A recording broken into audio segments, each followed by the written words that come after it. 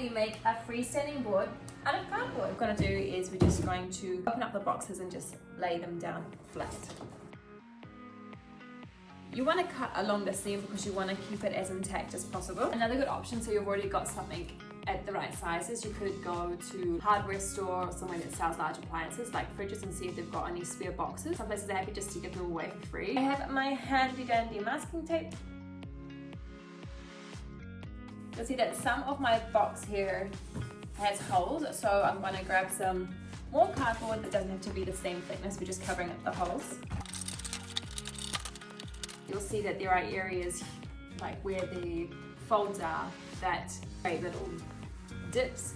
I want to cover them up, so although it's not going to be a leveled surface, I want it to be a smooth surface. So just with my masking tape, I'm going to go back in. Also, my boxes here, they have a serrated edge, and I am going to just layer some tape over the top of that. I'm going to cut that off to make a straight base, and I'm going to make this into an arch. I have wool, a Sharpie or a pen.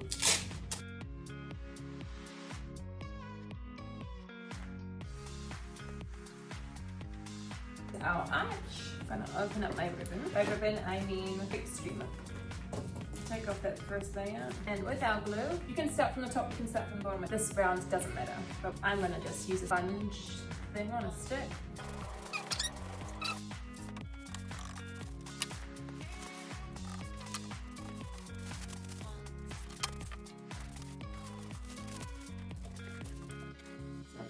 This is what we're looking like. While our board is drying, what we're going to do now is we're going to prepare our next layer of ribbon. I have just another piece of cardboard here, and I'm just going to wind the ribbon around. And for now, it's going to cut lines down here, but not cutting all the way through.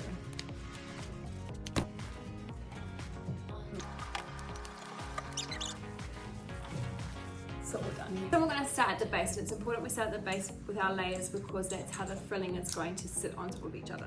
So we're starting at the base. I'm just going to do one line across.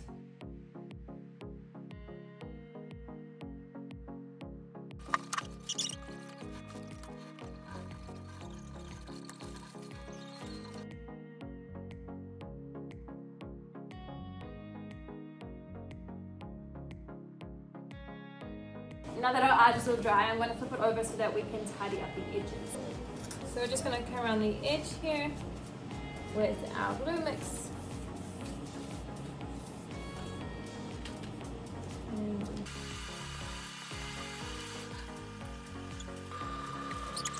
So far, this is what our arch is looking like.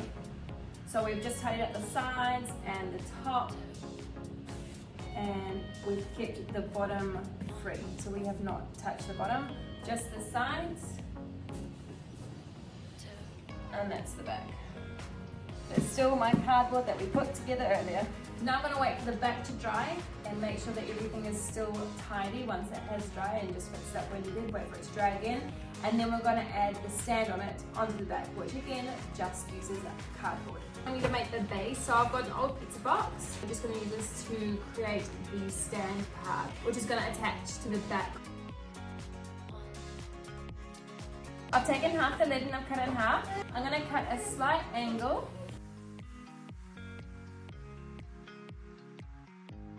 I have a straight up, a straight bottom and a straight top, but I've got a slanted angle on one side. That's because the board is going to lie against this one, so it's going to be lying backwards slightly. Okay, make a second one. Right now, all I want in front of me is masking tape, my board, some scissors, and the two pieces of cardboard that we have just cut out. Our angled part got straight-ish, top, bottom, straight. Angled part, the biggest part is going to go on the bottom. The bottom point here is what lines up with the bottom of the board. Our second one, the same. Our slope and our point. Our point is on the bottom. They're about evenly spaced apart. This is going straight up and down. We have our two stands.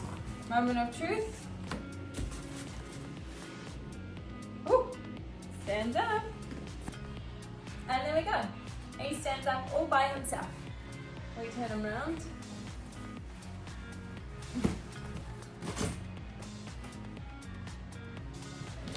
And for travel purposes, they can fold down flat.